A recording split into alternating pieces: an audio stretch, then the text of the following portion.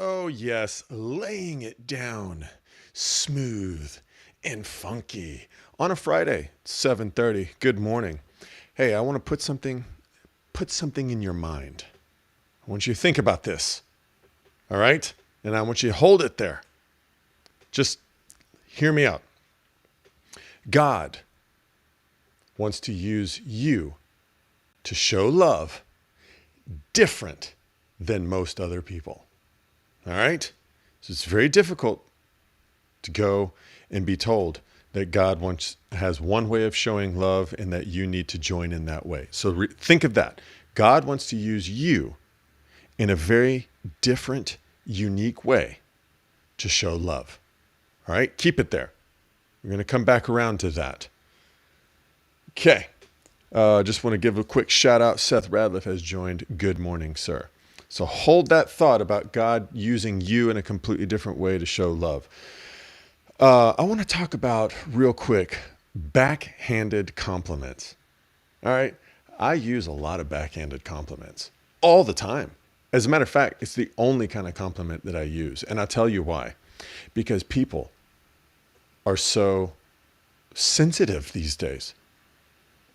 All people. It's actually two reasons. Number one, people are so easily offended that if you compliment them, especially if you're a man, complimenting a lady, they're going to get offended. Oh, they're going to think that you're sexually harassing them or something like that, which I've had happen to me long time ago. But I used to work around a lot of college students, and all these college students, I was so paranoid about these college co-ed girls like accusing me of sexual harassment.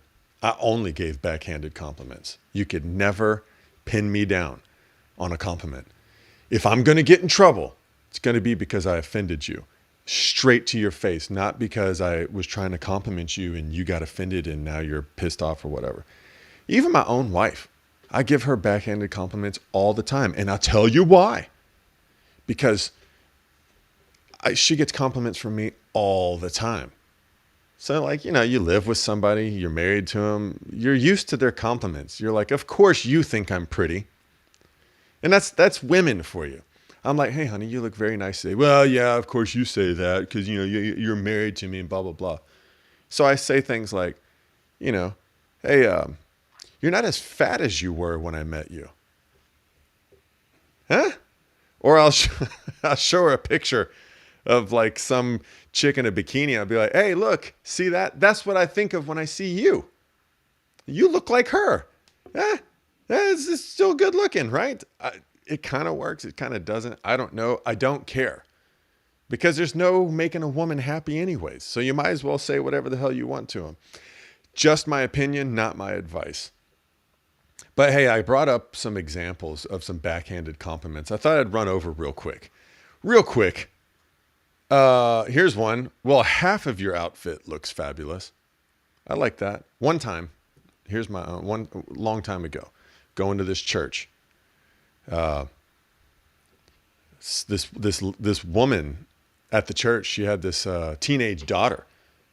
The teenage daughter was a very pretty girl. But you can't just come out as a grown man being like, hey, your daughter is pretty good looking these days. That's creepy. You don't want to do that. So the only choice I had was to give a backhanded compliment. And I said, hey, your daughter, she's grown up now. Yeah, she sure is. Yeah, well, back when she was a kid and we used to babysit her in the nursery.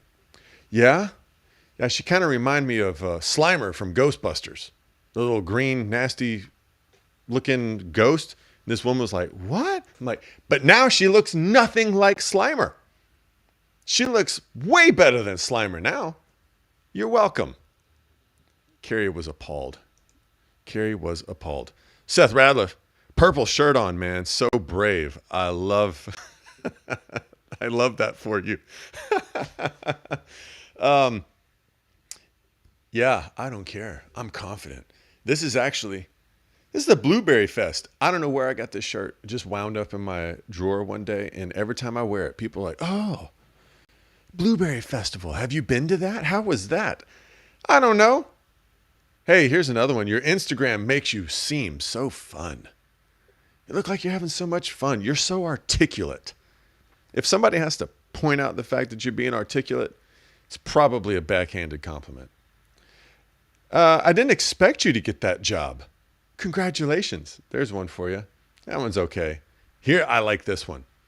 You're so independent. It's no wonder you haven't found anyone yet, because you're just an independent person. Like that. I like that. I love how you don't care how you come across. I get this one all the time. I love how you don't care how you make people feel. What? Of course I care about how I make people feel.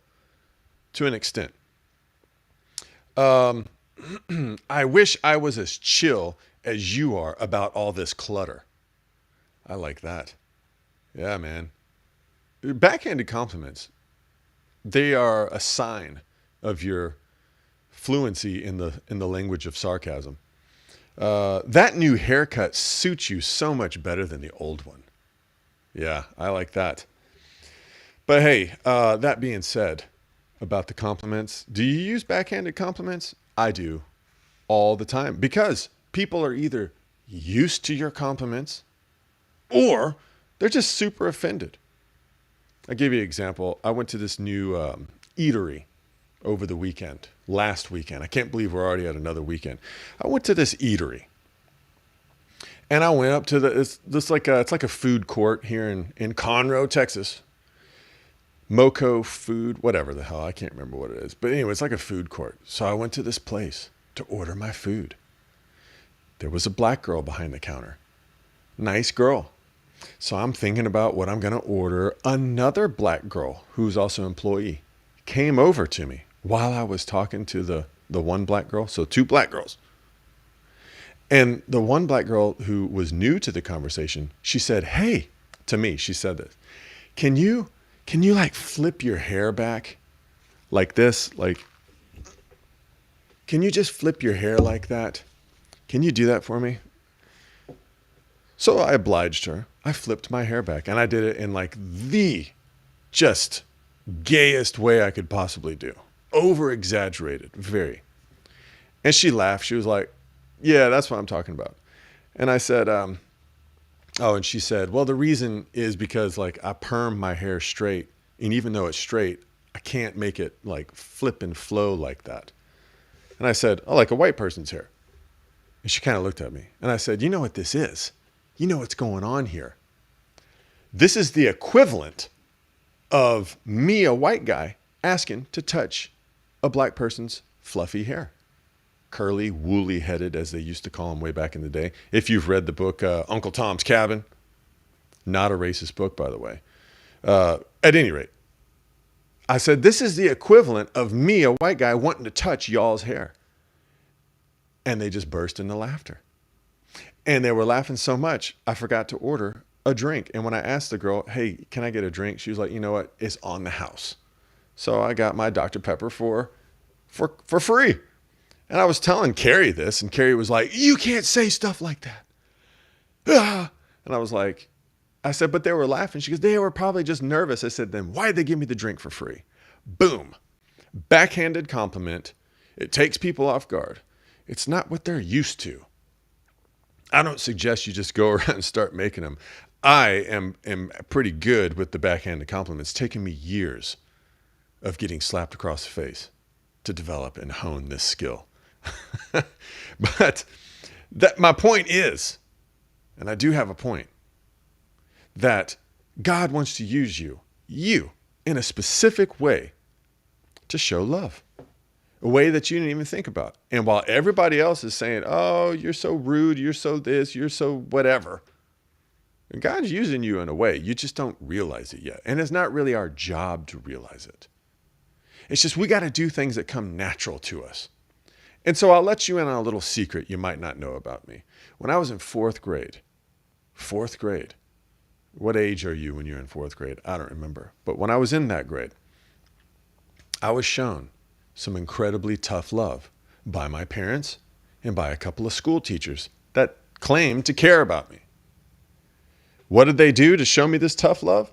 I'll tell you, they held me back. So I had to repeat fourth grade. And I went to a little bitty private school.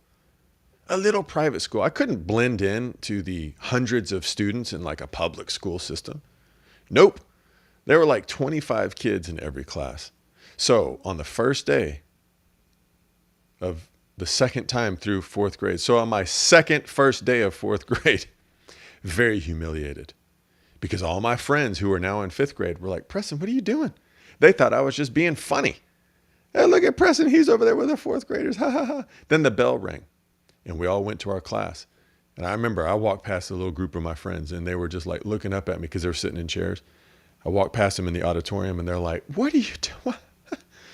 Humiliated. And still to this day, if I allow myself, I'll get embarrassed about the fact that I was class of 2000 instead of class of 99. I was supposed to be class of 99, but instead I'm class of 2000. Held back in the fourth grade. I'll never forget that, obviously. Impactful, really tough, really hard, really difficult as a kid. And a friend of mine who became a very close friend of mine, old Jake. I won't give his last name. I don't want to dox him. Maybe he's embarrassed about having befriended a fourth grade failure, but at any rate, this friend of mine, after we became friends, he was like, you know what? I didn't really want to be your friend at the beginning of the year because we all thought you were stupid and retarded. And I'm like, wow, thanks for the backhanded compliment, man. He's like, but now I see that you're not retarded. You're just lazy. You just don't want to do any work or whatever learning disabilities. It was hard as hell. And I was embarrassed, but I was shown the tough love. And the reason I'm bringing that up is because I was shown tough love. That's really the number one way I think to express love to other people, by being tough, by being embarrassing, by opening up stuff that people are trying to keep hidden, by stuff that people are sensitive about. That's just what I do. And I have been told by many people, hey, maybe you should calm down on this. Maybe you should dial this down or whatever. And I've thought about it. I have. But I've come back to this conclusion right here. God, he wants to use you in a way to show love that's different. And it's specifically designed to be part of your nature, just who you are. And that's how big God is. He's just going to use you. If you're of God, if you're of love, then no matter how abrasive you are, no matter how childish and quiet and shy you are, he's going to use you to show love. It's your job to observe your life, keep your eyes on God, watch what he's doing. It's not your job to judge and try to be like somebody else. It wouldn't be right for me to try to be nice and sweet like somebody else. If I actually did go to some woman at church and say, oh, your daughter's so pretty. Thank you. They'd go, what's wrong with Preston? Why is he not being kind of an asshole? Why is he not kind of being jerky like, I don't know. Something's gotten into him. You watch. If you're normally kind of quiet, try to be outgoing. People are going to go, hey, what's wrong with you? Something up with you. Anyways, that's why I bring up the backhanded compliments. Here's another one. I wish I didn't have any responsibilities like you loser. I'm not talking to you. That's just I got my notes over there. You look so professional with your hair straight. Oh, there's one about hair we were just talking about. Your place is so cozy. That's one. That means you got a small little crappy apartment or house. It's so cozy and warm.